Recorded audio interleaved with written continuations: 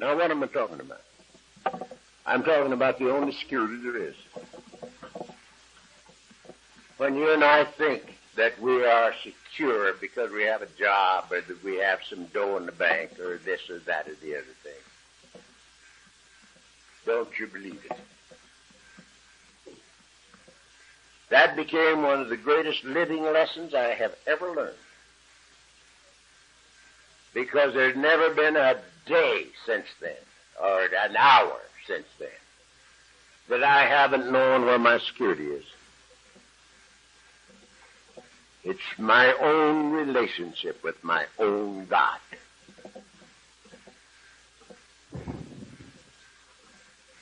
And so, yes, one day at a time, 1 second at a time, the isness of the now is the only thing. It is not that we do not make appointments for next year. If you'd see my calendar, you'd know what I'm talking about. It's not that we don't know what we're going to do tomorrow when we're in the business world. But it's that we do today's job today and tomorrow's job tomorrow. And we don't get it mixed up. Again and again and again, I can stand up here and tell you, gentlemen, God is sufficient unto all of my needs. And He is. I'm telling the truth. But if I don't do something about it, I'll starve to death. It's a true statement. But there's something for me to do. The gift of God was made at the foundations of the earth. But not on my terms, on His. And His terms are that I act like His kid. That I go about His business. And when I do that, I come into my inheritance. And it's that simple. It's that simple. It's my business to go about His business. And it's His business to take care of me. Now, we got one more session. This is the only one I've taken you over time. And it was your fault.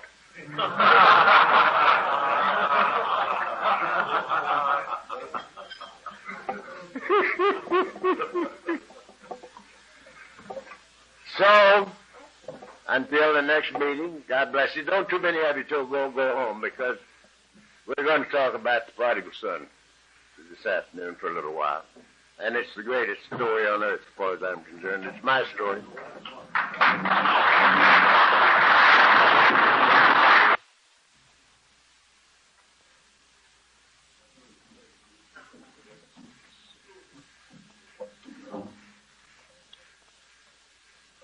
All good things have to come to an end, I guess. But in thinking again, this might be just the beginning, not the end.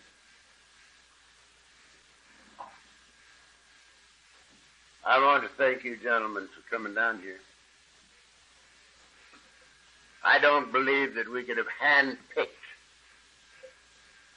a group of men that would have been more to our purpose than the ones that are here. This is a fabulous bunch of guys. It's been a most amazingly beautiful weekend.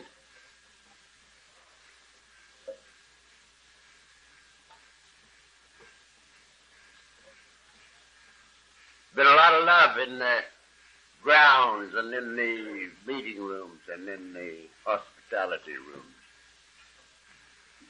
A lot of love. The spirit has been excellent. As far as I'm concerned, I've never been to anything that has been more nearly right than this has been for me. And I thank you very much for coming.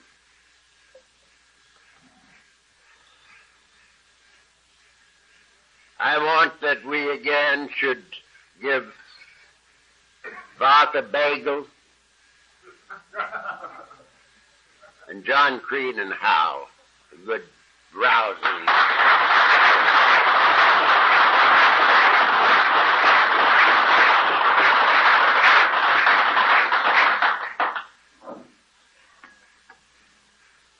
lot of work going into this, and they did it. Mainly how?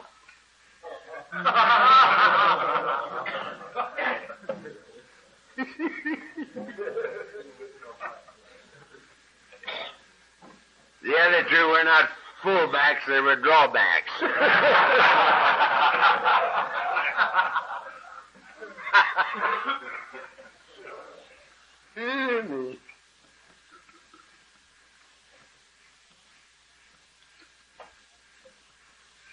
I can think of nothing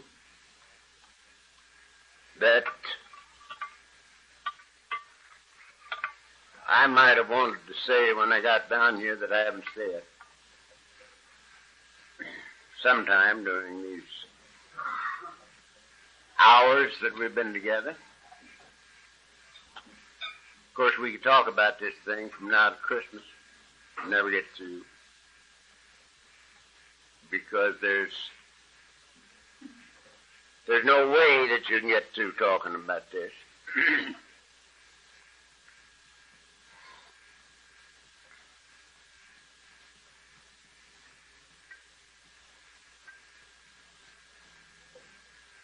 One of the greatest things about getting older in the program of Alcoholics Anonymous is the memories that build over the years. The memories, these tremendous experiences that we have one with another as we go along. I remember when we went to Toronto in '65 for the International up there. There's an old boy by the name of Frank McLean from Edmonton. I'd met Frank a number of years before, and I had a beautiful experience with him. And I was hoping as we went up there that Frank might be there. And he came. And when I spotted him, immediately we went for coffee, and we sat down there and talked. And I told him how I'd so wanted him to be there. And I says all the way up here, I was thinking about supposing 5 years ago I had have said to myself, I've done enough. I've done my stint. I'm going to take it easy. I'm going to retire.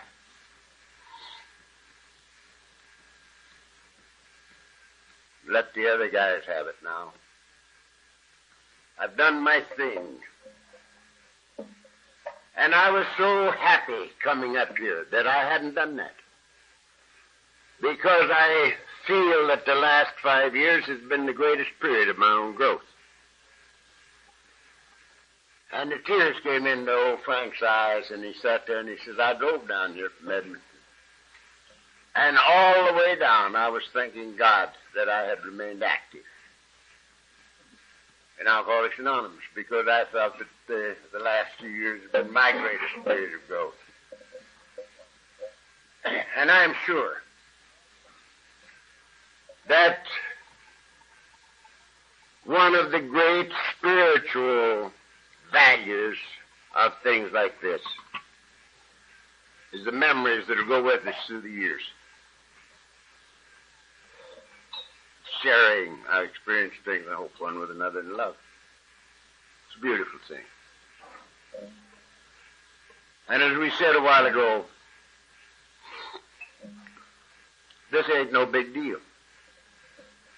This ain't no big deal. People don't get sober on profundities. They don't get sober on intellectual knowledge. It ain't no big deal. It's a little deal. Little things are the things we remember.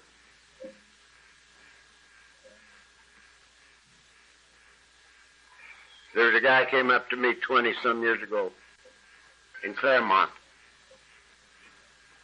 And I believe he's the ugliest man I ever saw. He was tall, 6'4", 5". And he had kinky hair, and it was standing straight up. And he had ears like that, with a great beak on him. Had no teeth. He didn't have tooth in his head. And after the talk, he came up to me, and he smelled like 2 breweries. Not 1, 2. And he says, Chuck, I heard what you said, and I'm not going to have to drink anymore. And every Christmas from that time, wherever the guy's been, on Christmas Day, I get a call from him. And I answer the phone. He says, don't take that first drink. He says, if you don't take that first drink, you can't get drunk. It's been 20-some odd years. And he's called me every year. I heard what you said, and I don't have to drink anymore. Little things that make this thing so big. And a few little things I want to share with you before we go into the last business of the day.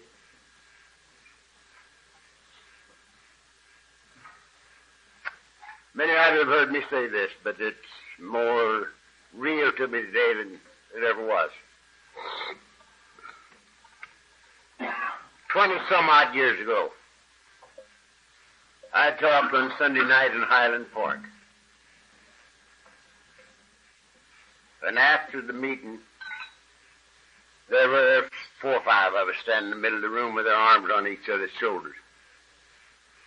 And we were saying to each other, how lucky can a man be?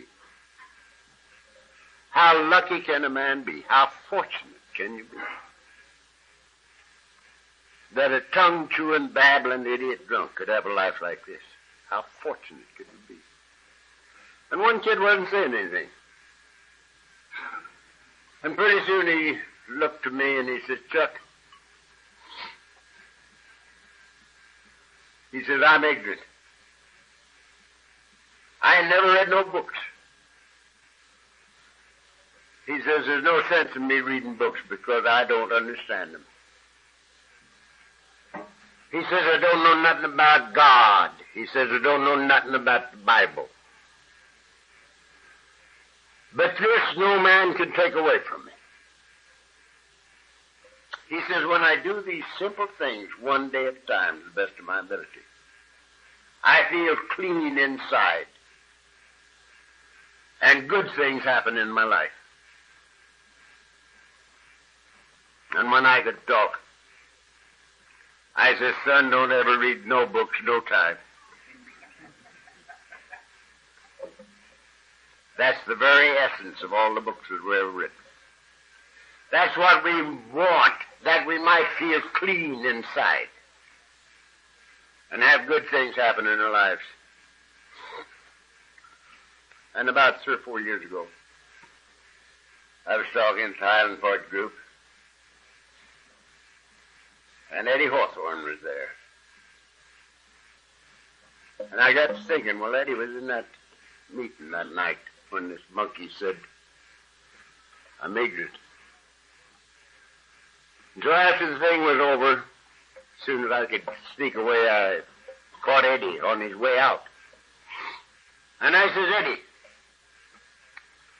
do you remember who it was that said, I ain't never read no books?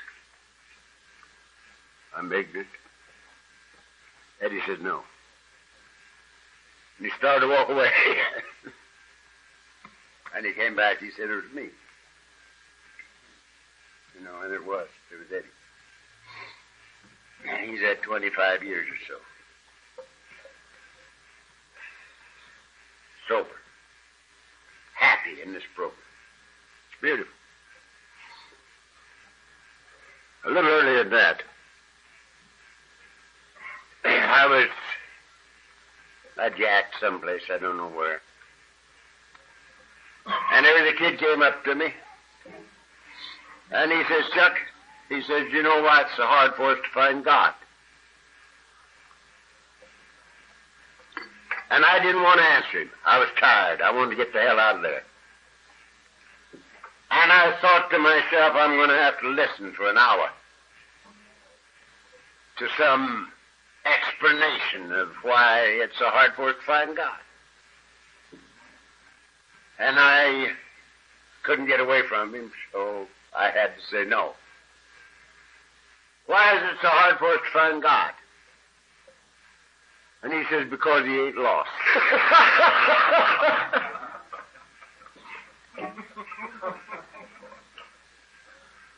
Because he ain't lost.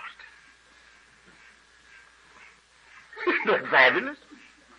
Because he ain't lost. He says, you see, all we got to do is come back home. And we find God's always been there. We've been away. And there was another old boy. His name was Big Smith. Big Smith was from Flint, Michigan. And he was my kind of a drunk. He was the kind of guy that drove his car off the end of a pier and through brick buildings.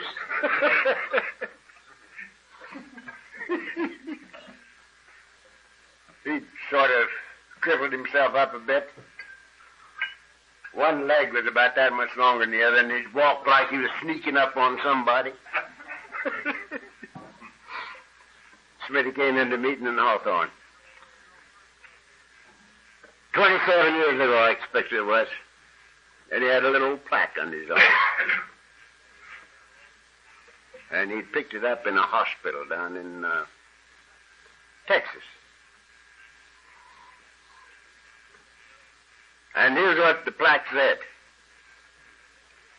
It said, if you're not as close to God as you once were or as you would like to be, make no mistake, you're the one that moved.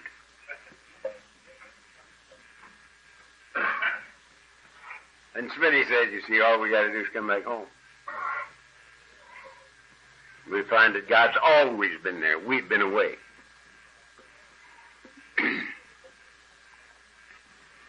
And there was another little thing that I have treasured over the years. I don't know where it came from. I don't know where I got it. But it's a fish story, too. You remember we had a fish story already. This is another one. And this is a story about three little fish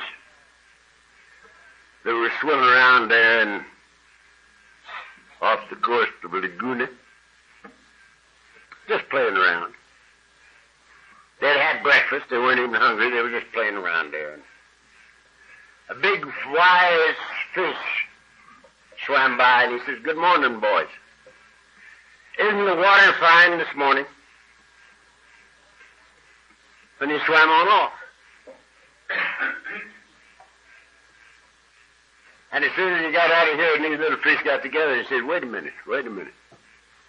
Says the boy spoke about water. Says, what's water? Says, do you ever hear water? He says, no. Says, how about you? Did you ever never heard of it? Says, neither did I. So they swam all over the Pacific Ocean hunting for water.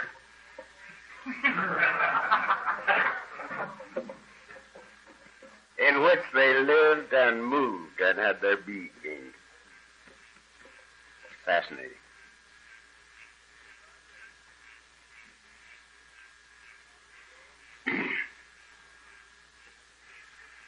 Now, I'm going to tell you a little story. And I'm going to use my own interpretation of it. Some of you might not think I have the right to change it a little. But I'm telling the story.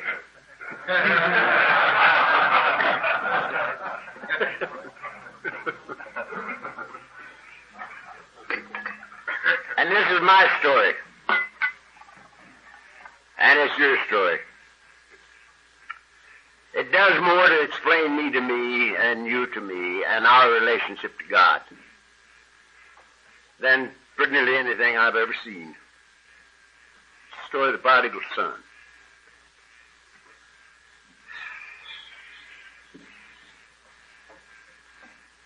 And it goes something like this. A certain wealthy man had two sons.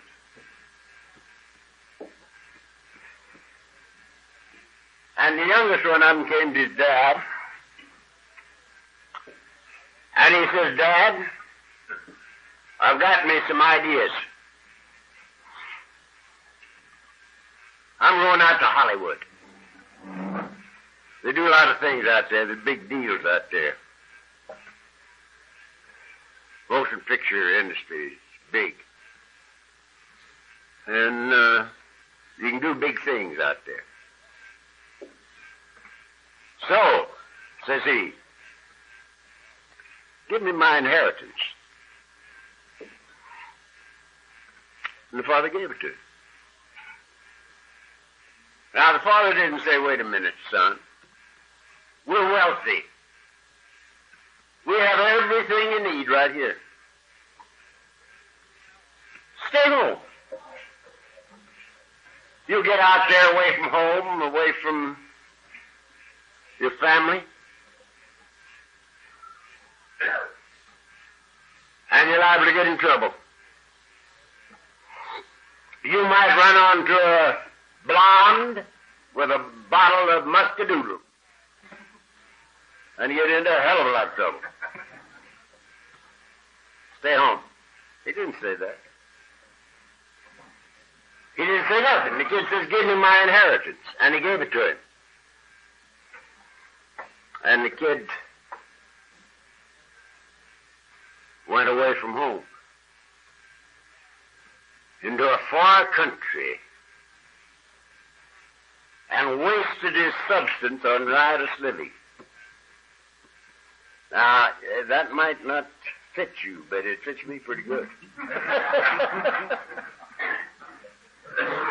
Sounds suspiciously like me.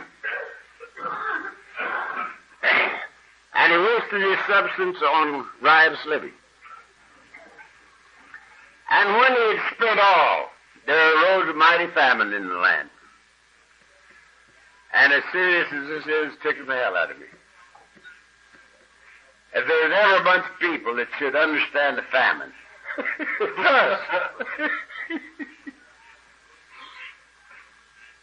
How many times have you come over drunk? Found everybody that you knew looking for you. 90% of them just tell you they never want to see you again. And the other 10% have been trying to bank one of your checks with a tennis racket. He's having difficulty.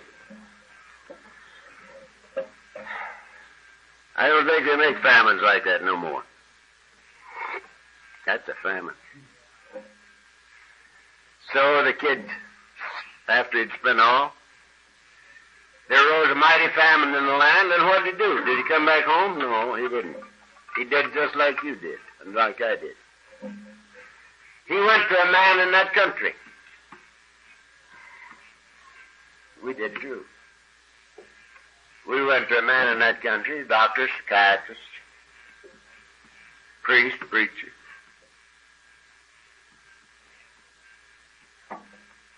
He went to a man in that country, and the man put him to work.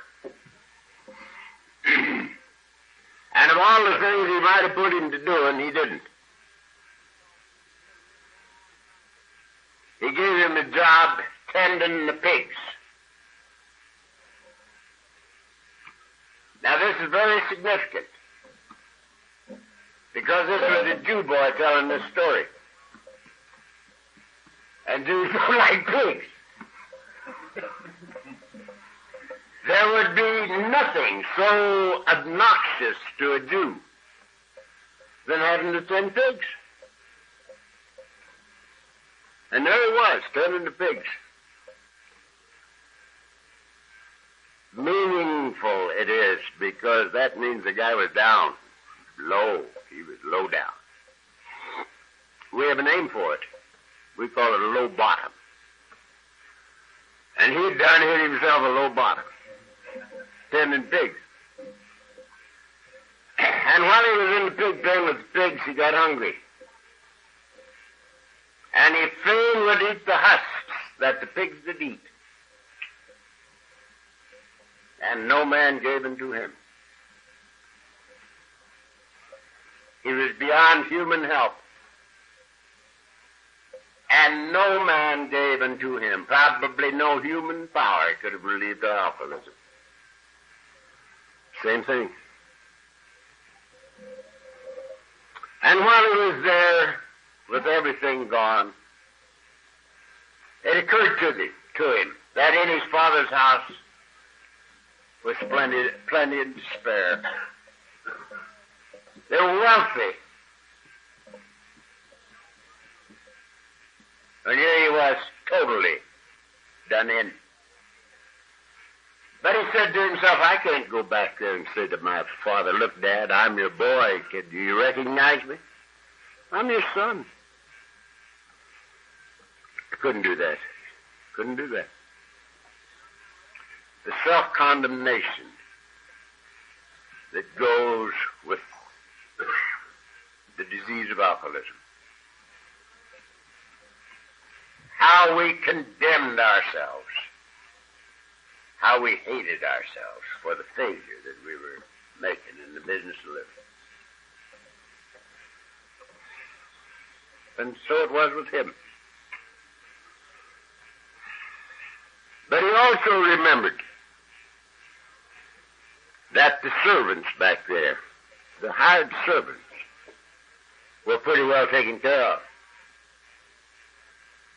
They were living a lot better than he was. And so he said to himself, I'm going back home. And I'm going not to say I'm your son. How about taking me back on? But he said, I'm going to apply for a servant's job. A hired servant. So he made a decision. He says, I will arise and go to my father.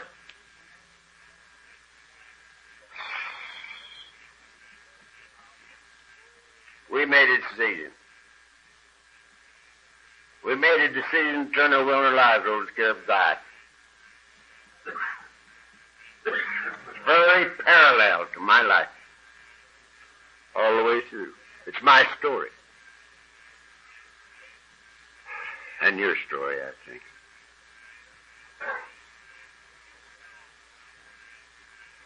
So he got up and started home.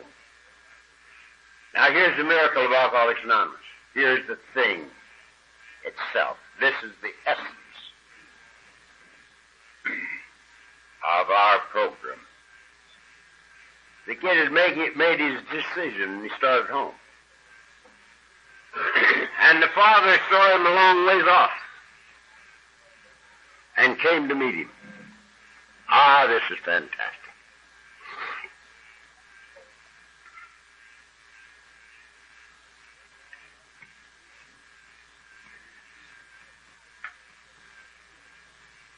And the father saw me a long ways off. And the man says to me, Mister, were you looking for somebody? And I said, no, sir. And he says, what were you looking for? And thinking it was better, and I said, well, if it would interest you, sir, I was looking for sobriety. And everything about that man changed in the twinkling of an eye. I was hooked before he ever opened his mouth again. Because it was obvious that he was glad I was there when everybody that knew me wouldn't even spit on me. My own flesh and blood wouldn't have anything to do with me. And here was this stranger. So glad that I was there that he lit up. And when he spoke again, this is what he said. He says, why, take off your hat and coat. You're in the right place. And he took me and rocked me asleep. God came to meet me through you who had already found your way. Now, I didn't know you, but you knew me because I was an alcoholic.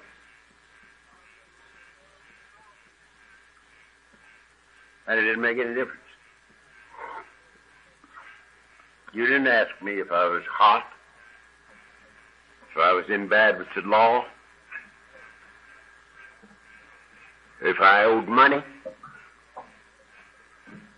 if I had turned over a new leaf, if I was sorry for my sins. You didn't say those things to me. Have you quit drinking? You didn't say that.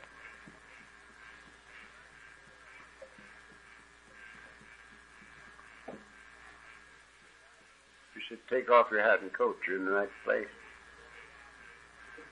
And so the father saw the kid a long ways off, and he came to meet him. And the kid started trying to tell him what a bum he was, what a failure he had been in the business of living. And again, the father didn't hear him. Didn't argue with him at all. He didn't say, look, I've got the record on you right here. And you sure are a bum.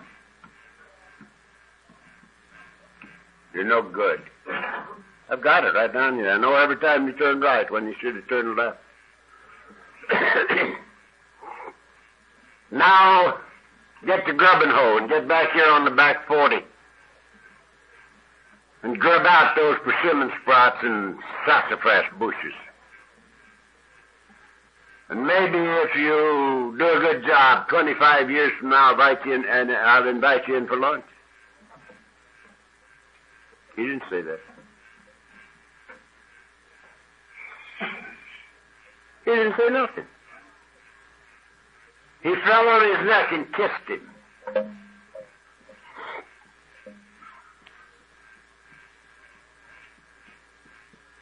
And he put a ring on his finger, the symbol of eternal life, no beginning and no end.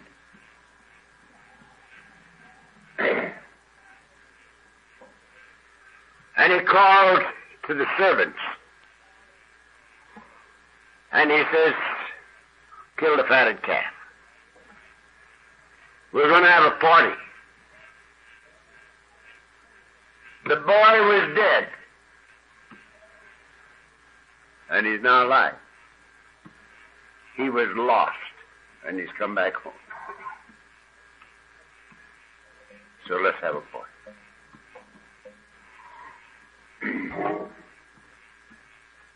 No condemnation, no reprimand, no argument.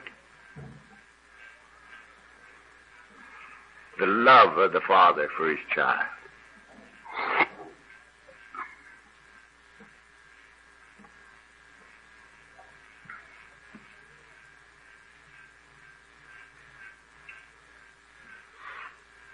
You and I, having run out of our own resources, have been privileged to wander into an Alcoholics Anonymous meeting and to stay and to find the same experience. The prodigal son. We come home. It's not normal to walk alone. It is not normal to walk alone. It's normal for us to walk down the high road of life with our arms around each other, sharing our experience, strength, and hope one with another in love. This is normal. Normal is breathing. It's not normal to be away from the Father's house. We're like little kids that are lost in the woods. And darkness has come on.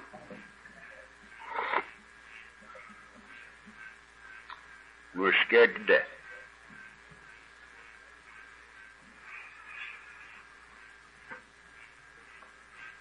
And we wander into an Alcoholics Anonymous meeting and find ourselves and each other and God. What a deal it is. What a fabulous thing it is.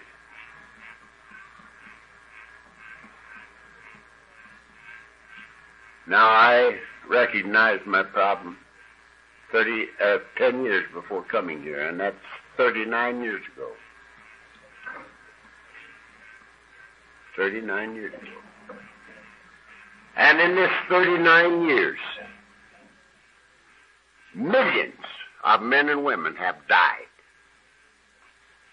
of the same disease that I had.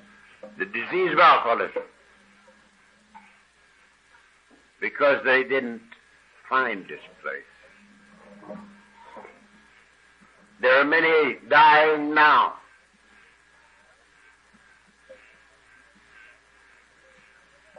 Almost in rifle shot right here. Dying of the disease of alcoholism. And they don't know. They don't know.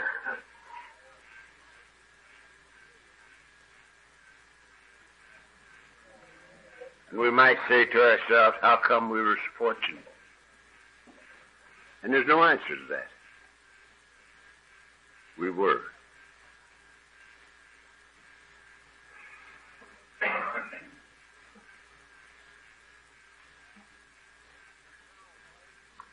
And myself, having over 10,600 days, one day at a time, of the finest life that anybody ever dreamed of.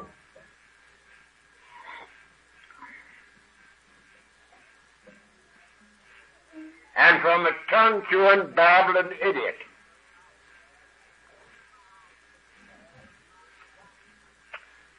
to a personally satisfactory, conscious partnership of the living God that made us in the entire business of living. What a transition. What a miracle of life.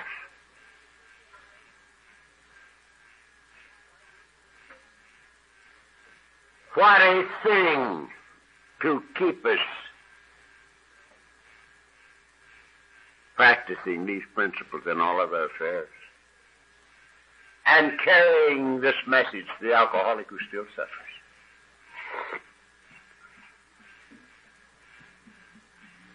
How fortunate are we that we have a lifetime job outlined for us in step 12.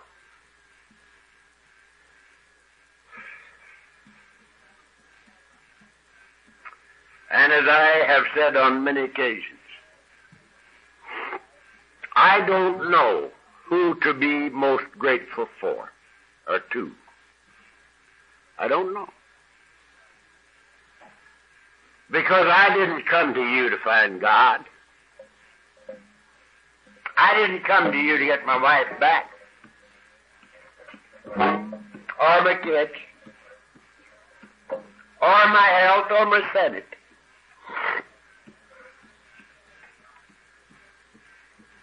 I'd looked for God for 30 years and I couldn't find him. Because I had him located someplace else. And I came here to find out how to live one day at a time without drinking. And guys just like you took me in and shared their experience, strength, and hope with me.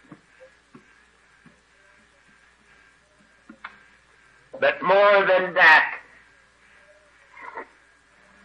much more than that, their love.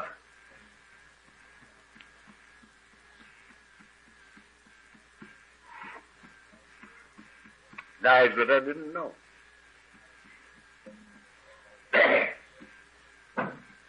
But they know me. They knew me, you see. And so, insofar as I am capable of doing it,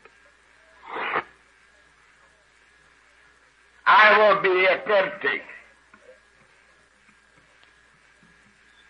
to share this thing with drunks. As long as there's breath in me.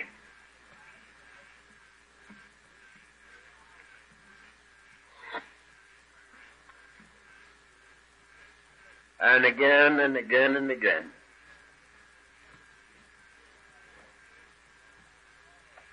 You guys get dear to me all the time. Because you are the guys that nursed me back to health.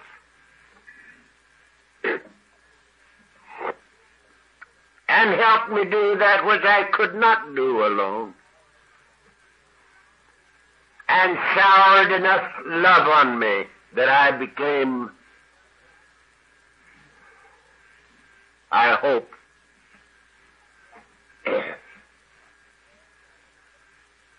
aware of the fact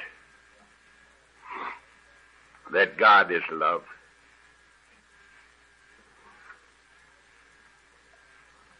God is love, and he that abideth in love abideth in God,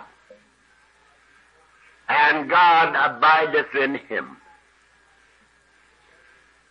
And so I'm so grateful to you who can't see. I love you.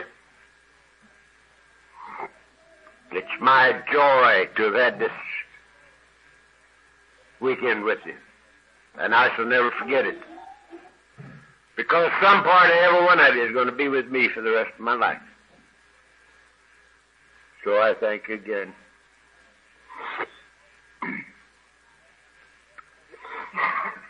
And all I have to do is to look in the eyes of a bunch like this